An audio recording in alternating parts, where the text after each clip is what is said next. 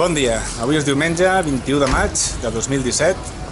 Estem a Londres i avui farem una ruta de street art amb un guia d'aquí local, que abans era banquer però va enviar a fer punyetes al banc i va dir mola més fer de guia. I res, ens ensenyarà els grafitis més xulos que hi ha per aquí. Doncs res, a disfrutar-ho, tu. Vinga, som-hi!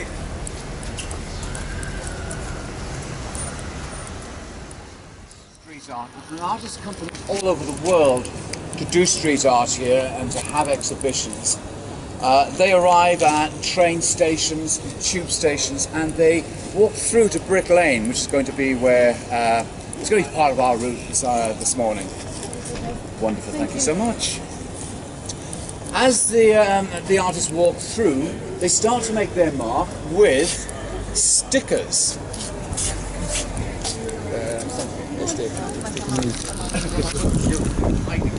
A little bit of news here.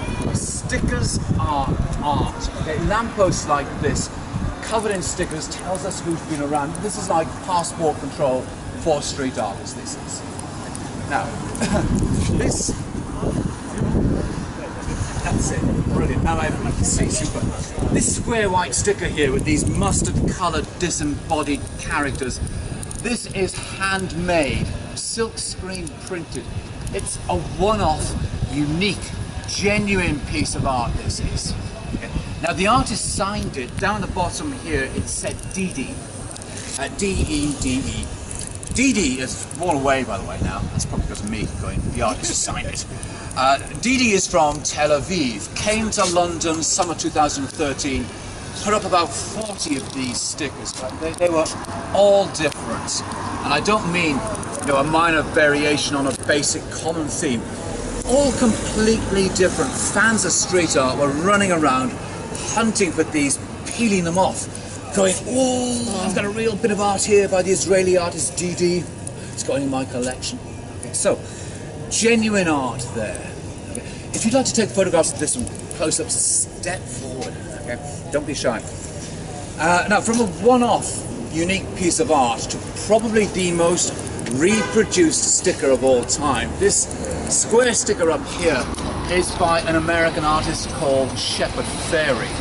Okay, now, he started making that sticker back in 1989. Within a few years, that had gone worldwide. It became a kind of global phenomenon, this sticker. Sorry, which one is that? This one here, this square. Oh, okay. Yeah. Today, tail. Okay. If you look at the tail on this creature, it forms a loop that goes into its mouth. Now, conventionally, that is regarded as a symbol of infinity. But Jonesy thinks that as a species, we are consuming all these non-renewable resources.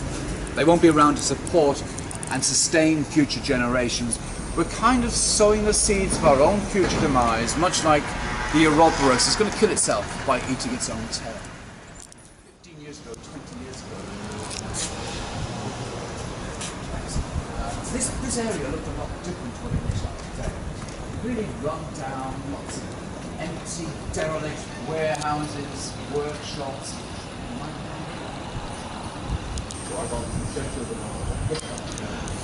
Much heavier industry in Sheffield, of course. There's one thing artists need, is cheaper communication. That we saw on the first lamppost with the face of Andre the Giant. Shepard Fairey got that image by photocopying a photograph of Andre the Giant out of a magazine. He then took this copy, he cleaned up that dirty, grubby, photocopied appearance that we saw in the sticker on the first lamppost. He smoothed and stylized the lines. He turned Andre the Giant earlier into Obey Giant, that black and white face up there. Now, this Obey Giant is Shepard Fairey's trademark. It appears in all the Obey brand clothing, in virtually all of his art. It did not appear in the Obama posters, they were about political support for Obama. He couldn't cheapen that by putting his commercial trademark in there. Now I meant this and this and this. Okay. These are woodcut prints printed onto hand-torn pieces of paper by an artist called Dr. Cream. Are you guys joining the tour? Sorry? Okay. Oh, sorry. I don't know, you changed your disguise or something. Now, what Dr. Cream does, he makes these prints, pastes them onto walls and onto surfaces. Then he takes a photograph of them quite close up, takes his photographs and puts them into a stop frame animation. And you have to go online to view these animations. It's a bit like those little characters he used to draw in the corners of textbooks in school and then flick through them like that, yeah? And it's an interesting kind of fusion of street art on the streets and technology. Now, this character here is the Springbot, and there are 5 different sort of animation frames. And he put those up a few months ago. I love the way the rust is already coming through, the way that paper is deteriorating. Now, this tile here is by Dr. Cream as well, and the character on that tile is a snail shell with a jester inside coming out of the snail shell. And he put lots of these tiles up. On each tile, the snail, the jester, is at a different angle. And when you look at the animation of this, because each tile is on a different wall, the borders around the tile change colour and texture, that flickers. But at the centre, the character tumbles over and over and over. This is the Rolling Fool here by Dr. Cream. How do we see it again? How do we see online. But when I get home this evening, okay, I'm going to put together an email which I'm going to send to everybody here. It's going to be packed full of links to things that follow up on what we see this morning, what we talk about. There will be at least a couple of links to his animations.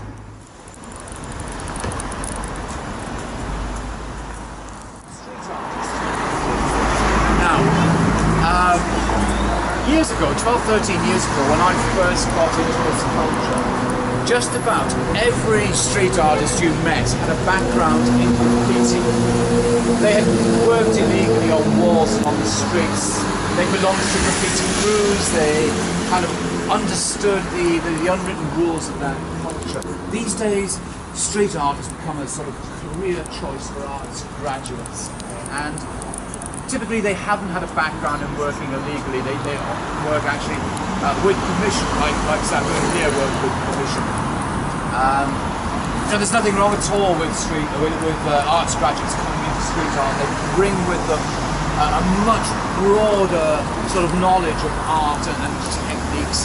They work with permission, so they do very accomplished murals that people really appreciate.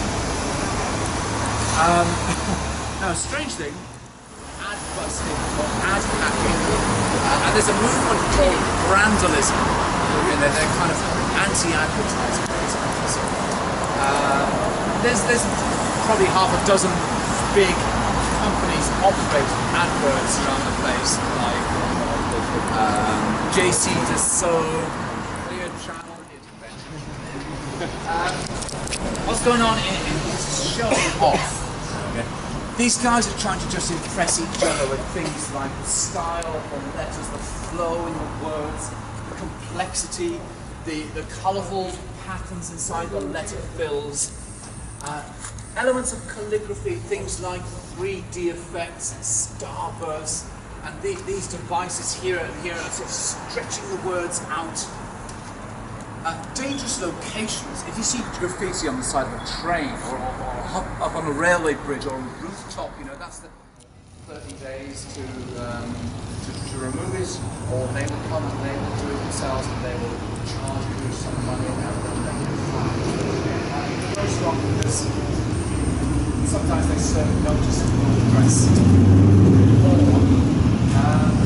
on day 29, he is painting an artist replaced by something else equally offensive. But the process is still on. This guy, 616, discovered that street art allowed him to release this pent-up creativity. He started doing these very tribal, aboriginal sort of characters. There's lots of dots, lines and squiggles, some vertical line of symmetry, a sort of snarling sort of squiggly mouth, and these mismatched, unsymmetrical, swirling, jerky lines. The thing that makes 616 really stand out is very unconventional focus and materials.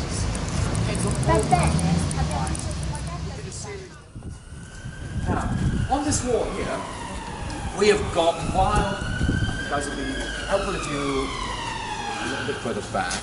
We've got wild, uncurated art here. Nobody's in charge. Nobody is saying who is allowed to do this or what it must look like. And to put a piece of art on this wall, you do not need to be an artist. You don't have to go to art school to do this. What you need to do this is an idea. And if you look at the size of the wall, the height and the width, that was the perfect canvas of that creature there. It's a beautiful piece of work. Now, in February 2016, Mr. Fahrenheit, the guy who did Freddie over there, pasted up this figure, this female figure here. In doing so, Mr. Fahrenheit went over some of Mazakel's work, which is underneath there. Some people would have thought, oh, how disrespectful, he spoiled it. But I think there's something interesting that's happened here. Now, this young lady, whatever she's doing, I don't know whether she's biting on the nails or she might be on the phone, ignore the big ring was added by someone later. She is completely blanking that zombie dog creature there. But look at the line of sight. Look at the snarl here. It seems to be directed, engaging, with her. There seems to be an interaction between these two things. Now, this work here is by a graffiti writer called Mr. Sands. Okay, now, notice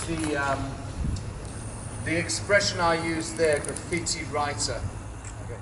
When you do graffiti, a letter E here, there's the letter N, like that, up, down, up.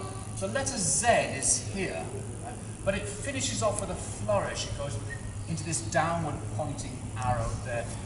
You've got a sort of intense burst of light there. As Mr. Sands practices his tag, he'll be agonizing over how many starbursts can he put into this tag. There's another starburst there. How much under... Now, I bumped into this guy a couple of years ago, complete chance. He was on a back street in Shoreditch, putting up these self-portraits. And I said to him, wow, do you know what? You actually don't look much like some of your self-portraits. Okay? He was incredibly pinched, gaunt looking. I said, some of your self-portraits, you look rather fat. I know it's a risky thing to say.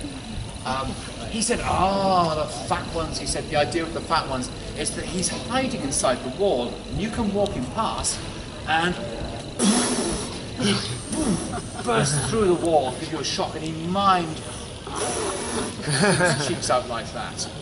So that's what's going on there. That's what's in his mind. Now, I don't know why popping your cheeks out would make bursting through a wall easier. The paint on this one is eroding, and it's revealing the plaster of Paris underneath. That's not some sort of terrible skin condition there. We're going to see the dots go all drippy, exactly. Now, this is a marker of street art, this drippiness, and the idea is that when you're painting illegally, you need to be quick, because you don't want to get caught. You're spraying away.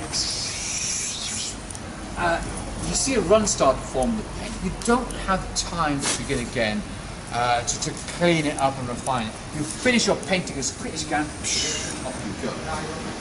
The drips capture the tension, the danger of painting illegally. You might need to come a bit closer, guys. It's such a marker of street art, this is. And one of the links I will send to you will be a link to something, a review I wrote back in 2009 on parental guidance may be appropriate given the nature of the content on that. Stand in a line about along here. You can make it look like the water polo player is throwing the satellite dish in the background. There's a sort of interaction between the sticker and the fabric of the street. Now, do nice. Mind yourself.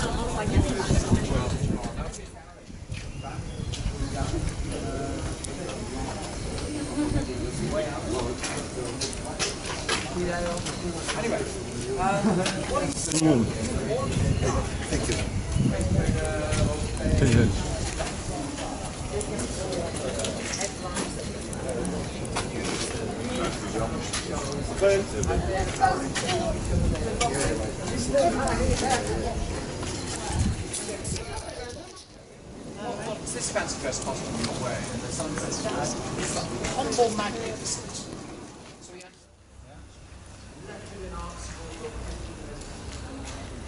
when artists want to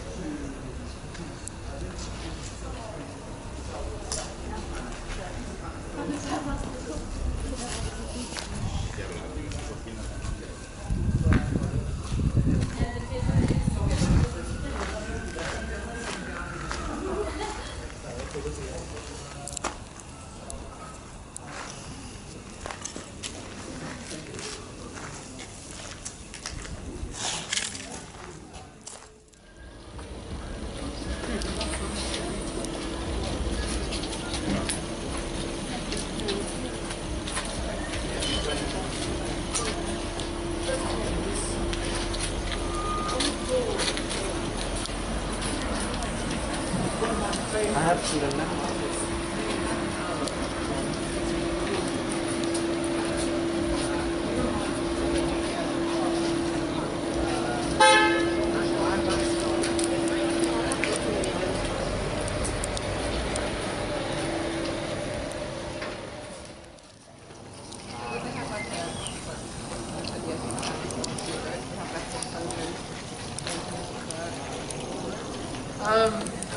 They're dropping emails to these guys. It's called commission brokers. And either they would expect the commission brokers to know them, or they'd say, "Get my Instagram." It's not really a vetting process.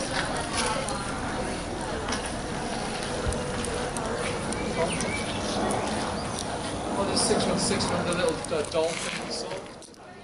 Here's my theory. With an X-ray, there's a thing called left-right ambiguity. You cannot tell the difference in an X-ray between that and that. They basically would look the same. In an X-ray, you have no idea who this is by. Find out. But lastly, the same artist added a second face here. And suddenly the whole thing changed.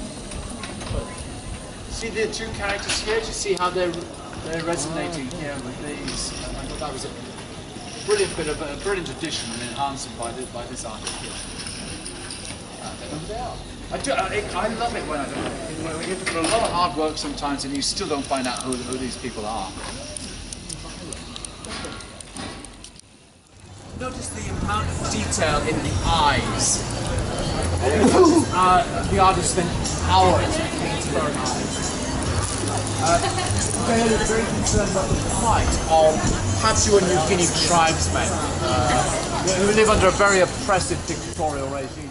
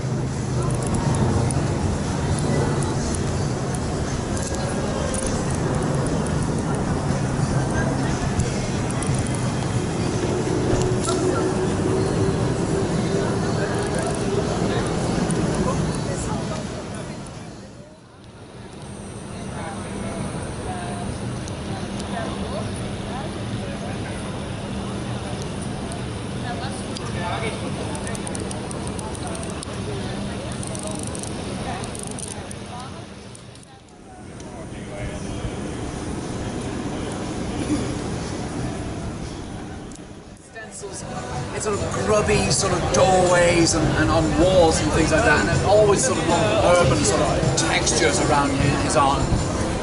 This is recent, this is about 2 weeks old.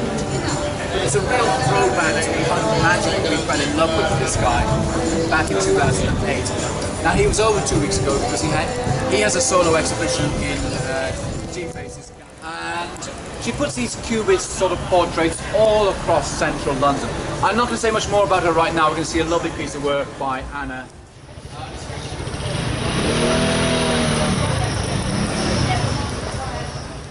This pole here. So he makes no money from that particular one. If I said to you that 1 in 100 people perhaps passing by here see this, I think that would be generous, overestimated. I stand here going, we see Connor painting a huge gate on the other side of not far from just stop. It's a massive gate, it's actually bigger than Shop One's gate here. And you see Connor use lots of different techniques to apply the paint to the gate. Every single one of the techniques Connor uses in that video. So is a friend of Connor, a friend of D-Face. He had a studio in that set of studios. Exhibits and sells his art through D-Face's gallery. Now this character here used to live on a rooftop on the edge of the city about half a mile from here. He takes these very powerful images, glory to the combine harvester manufacturers, this kind of thing, and he adapts them to his political beliefs, to his environmental concerns. But the red, gold, the black colouring in his art comes from those propaganda posters. He managed to sell a piece, which is well, that'll be a nice little bonus for him. Ties at the top of her head, so you see the tide mark up there. Saki came back, saw what had happened, and she responded by painting a mermaid's tail. Now, people are not offended by mermaids. She also toned down her signature. The word bitch, or the word bitches, does have the power to sound very offensive.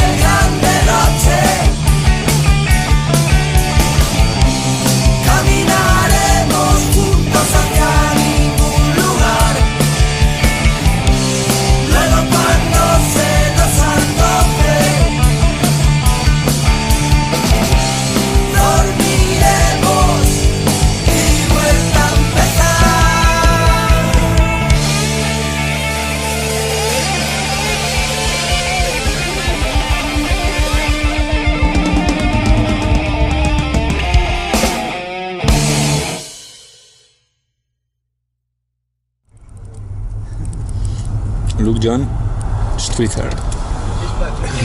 This painted is in